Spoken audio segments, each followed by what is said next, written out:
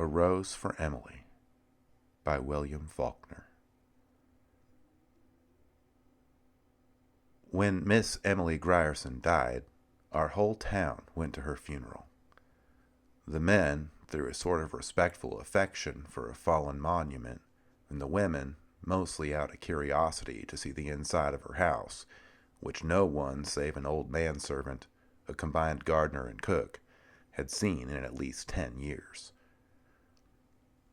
It was a big, squarish frame house that had once been white, decorated with cupolas and spires and scrolled balconies in the heavily limestone style of the 70s, set on what had once been our most select street. But garages and cotton gins had encroached and obliterated even the august names of that neighborhood. Only Miss Emily's house was left, lifting its stubborn and coquettish decay above the cotton wagons and the gasoline pumps, an eyesore among eyesores. And now Miss Emily had gone to join the representatives of those august names where they lay in the Cedar Bermuse Cemetery, among the ranked and anonymous graves of Union and Confederate soldiers who fell at the Battle of Jefferson. Alive, Miss Emily had been a tradition, a duty, and a care, a sort of hereditary obligation upon the town, dating from that day in 1894 when Colonel Sartoris, the mayor, he who fathered the edict that no Negro woman should appear on the streets without an apron, remitted her taxes, the dispensation dating from the death of her father on into perpetuity. Not that Miss Emily would have accepted charity. Colonel Sartorius invented an involved tale to the effect that Miss Emily's father had loaned money to the town, which the town, as a matter of business, preferred this way of repaying. Only a man of Colonel Sartorius' generation and thought could have invented it, and only a woman could have believed it. When the next generation, with its more modern ideas, became mayors and aldermen, this arrangement created some little dissatisfaction. On the first of the year, they mailed her a tax notice. February came, and there was no reply. They wrote her a formal letter asking her to call the sheriff's office at her convenience. A week later, the mayor wrote her himself, offering to call or send his car for her, and received in reply a note on paper of an archaic shape in a thin, flowing calligraphy and faded ink to the effect that she no longer went out at all. The tax notice was also enclosed, without comment. They called a special meeting of the Board of Aldermen. A deputation waited upon her, knocked at the door through which no visitor had passed since she ceased giving china painting lessons 8 or 10 years earlier. They were admitted by the old Negro into a dim hall from which a stairway mounted into still more shadow. It smelled of dust and disuse, a close, dank smell. The Negro led them into the parlor. It was furnished in heavy, leather-covered furniture.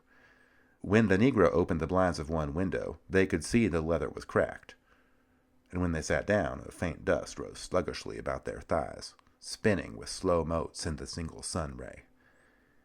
On a tarnished gilt easel before the fireplace stood a crayon portrait of Miss Emily's father. They rose when she entered. A small, fat woman in black, with a thin gold chain descending to her waist and vanishing into her belt, leaning on an ebony cane with a tarnished gold head. Her skeleton was small and spare. Perhaps that was why what would have been merely plumpness in another was obesity in her. She looked bloated, like a body submerged in motionless water, and of that pallid hue. Her eyes, lost in the fatty ridges of her face, looked like 2 small pieces of coal pressed into a lump of dough as they moved from one face to another, while the visitors stated their errand. She did not ask them to sit. She just stood in the door and listened quietly until the spokesman came to a stumbling halt. They could hear the invisible watch ticking at the end of the gold chain. Her voice was dry and cold.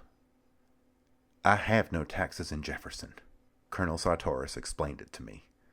Perhaps one of you can gain access to the city records and satisfy yourselves." "But we have. We are the city authorities, Miss Emily. Didn't you get a notice from the sheriff, signed by him?" "I received a paper, yes," Miss Emily said. "Perhaps he considers himself the sheriff. I have no taxes in Jefferson." "But there's nothing on the books to show that. You see, we must go by the—" "See, Colonel Sartoris, I have no Texas in Jefferson. But, Miss Emily, see Colonel Sartoris. Colonel Sartoris had been dead almost 10 years. I have no Texas in Jefferson. Toby, the Negro appeared, show these gentlemen out.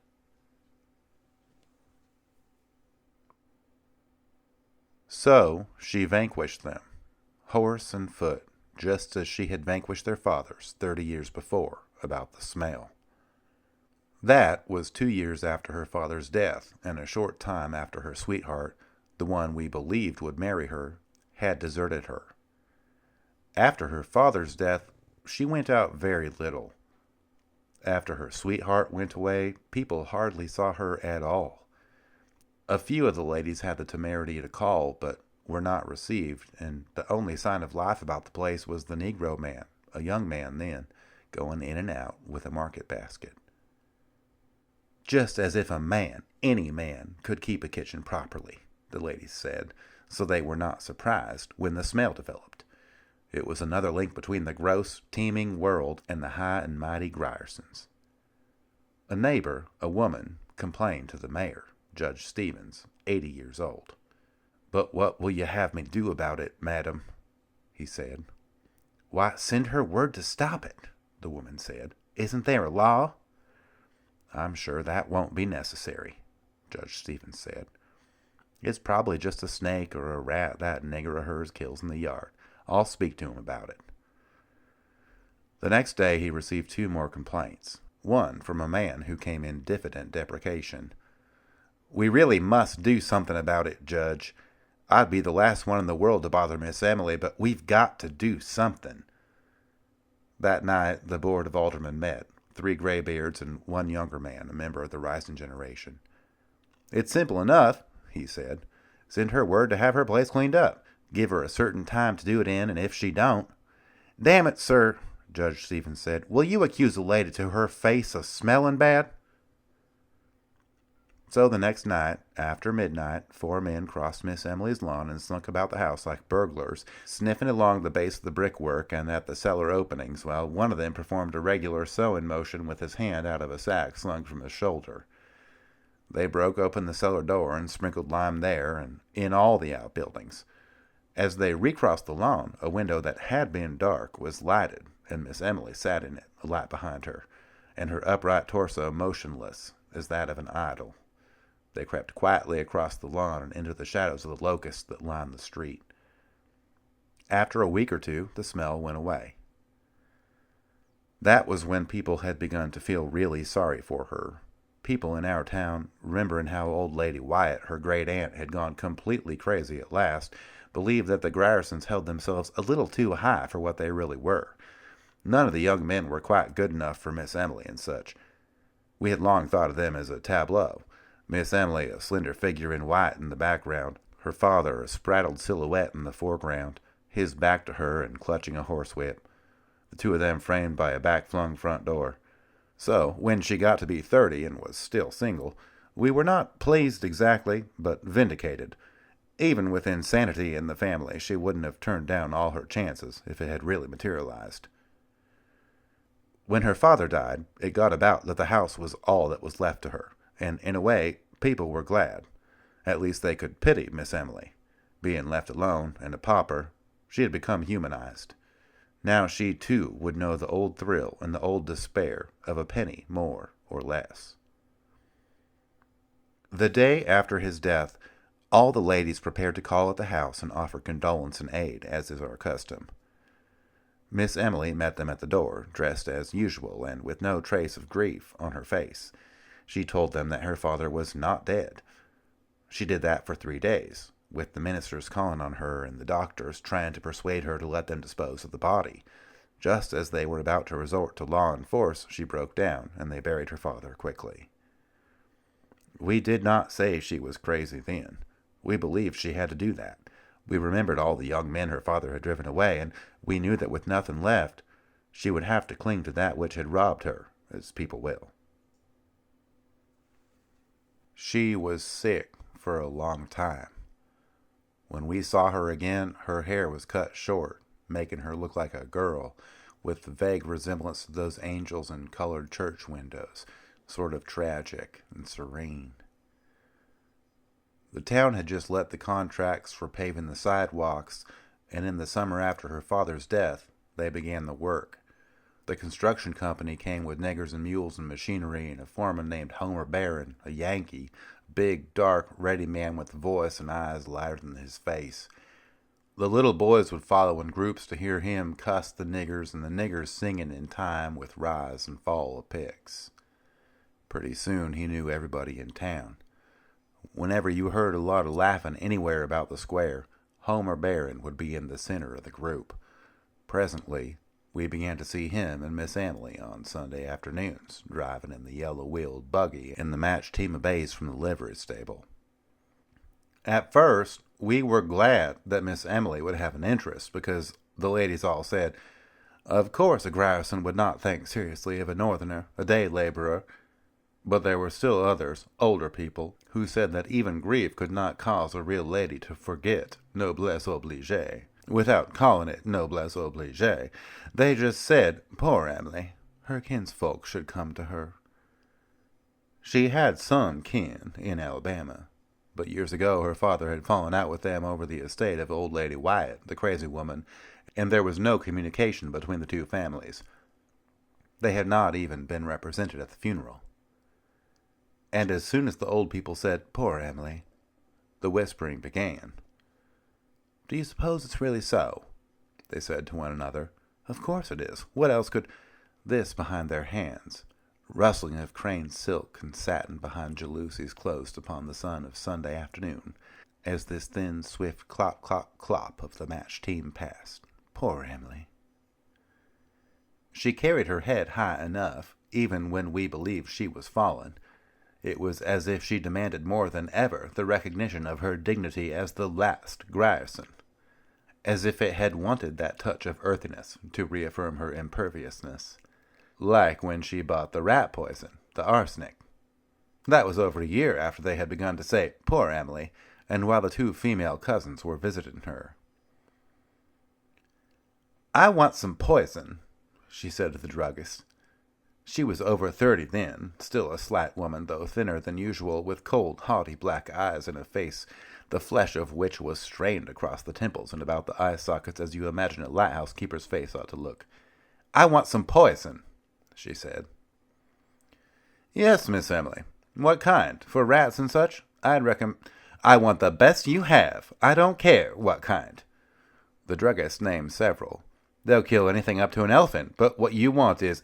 Arsenic, Miss Emily said. Is that a good one? Is arsenic? Yes, ma'am, but what do you want? I want arsenic. The druggist looked down at her. She looked back at him, erect, her face like a strained flag. Why, of course, the druggist said, if that's what you want, but the law requires you tell what you are going to use it for. Miss Emily just stared at him, her head tilted back in order to look at him eye for eye, until he looked away and went and got the arsenic and wrapped it up. The Negro delivery boy brought her the package. The druggist didn't come back. When she opened the package at home, there was written on the box, under the skull and bones, for rats.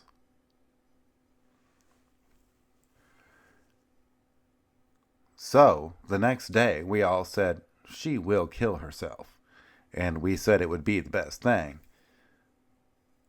When she had first begun to be seen with Homer Barron, we had said, she will marry him, and then we said, she will persuade him yet, because Homer himself had remarked he liked men, and it was known that he drank with younger men in the Elks Club, that he was not a marrying man. Later, we said, poor Emily, behind the jalousies as they passed on Sunday afternoon in the glittering buggy. Miss Emily with her head high, and Homer Barron with his hat cocked and a cigar in his teeth, reins and a whip and a yellow glove. Then some of the ladies began to say it was a disgrace to the town and a bad example to the young people. The men did not want to interfere, but at last the ladies forced the Baptist minister, Miss Emily's people were Episcopal, to call upon her. He would never divulge what happened during that interview, but he refused to go back again. The next Sunday they again drove about the streets, and the following day the minister's wife wrote to Miss Emily's relations in Alabama. So she had blood kin under her roof again, and we sat back to watch developments. At first, nothing happened. Then we were sure that they were to be married. We learned that Miss Emily had been to the jeweler's and ordered a man's toilet set in silver with the letters HB on each piece. 2 days later, we learned that she had bought a complete outfit of men's clothing, including a nightshirt, and we said, "They are married." We were really glad. We were glad because 2 female cousins were even more Grierson than Miss Emily had ever been.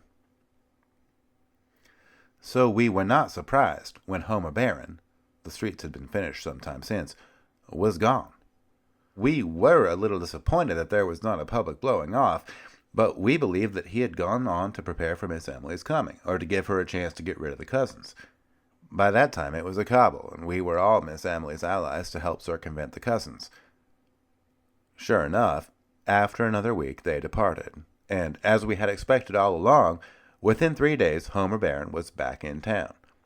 A neighbor saw the Negro man admit him at the kitchen door at dusk one evening. And that was the last we saw of Homer Barron, and of Miss Emily for some time. The Negro man went in and out with the market basket, but the front door remained closed. Now and then we would see her at the window for a moment, as the men did at night when they sprinkled the lime, but for almost 6 months she did not appear on the streets. Then we knew that this was to be expected, too, as if that quality of her father which had thwarted her woman's life so many times had been too virulent and too furious to die. When we next saw Miss Emily, she had grown fat, and her hair was turning gray. During the next few years it grew grayer and grayer until it attained an even pepper and salt iron gray when it ceased turning. Up to the day of her death at 74, it was still that vigorous iron gray like the hair of an active man. From that time on, her front door remained closed, save for a period of 6 or 7 years when she was about 40, during which she gave lessons in china painting. She fitted up a studio in one of the downstairs rooms, where the daughters and granddaughters of Colonel Sartorius's contemporaries were sent to her with the same regularity and in the same spirit that they were sent to church on Sundays, with a 25-cent piece for the collection plate. Meanwhile, her taxes had been remitted. Then the newer generation became the backbone and the spirit of the town, and the painting pupils grew up and fell away and did not send their children to her with boxes of color and tedious brushes and pictures cut out from ladies' magazines. The front door closed upon the last one and remained closed for good. When the town got free postal delivery, Miss Emily alone refused to let them fasten the metal numbers above her door and attach a mailbox to it. She would not listen to them.